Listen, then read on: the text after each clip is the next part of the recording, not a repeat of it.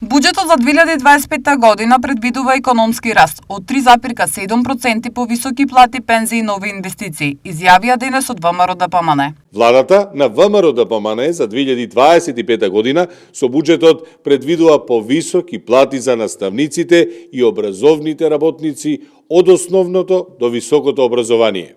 Ке има повеќе за сите. Покачување ќе добијат и здравствените работници, државната администрација и полицијата. Во 2025 година следува и второто зголемување на пензиите од 2500 денари за сите пензионери. Од друга страна, од СДСМ велат дека буџетот е погубен и не води кон нови задолжувања. Предлог буџетот за 2025 година на владата на Мицкоски покажува дека планираат само да ги задолжуваат граѓаните, без да ја развиваат економијата и без да ги покачуваат платите.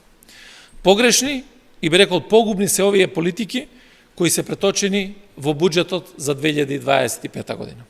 Власта предлага зголемување на буџетот на МВР, но не планира зголемување на платите на полицајците. Или, например, се предлага зголемување на буџетот за набавка на владини возила за дури 75%, а нема план за модернизација и современи системи за подобрување на безбедноста на граѓаните.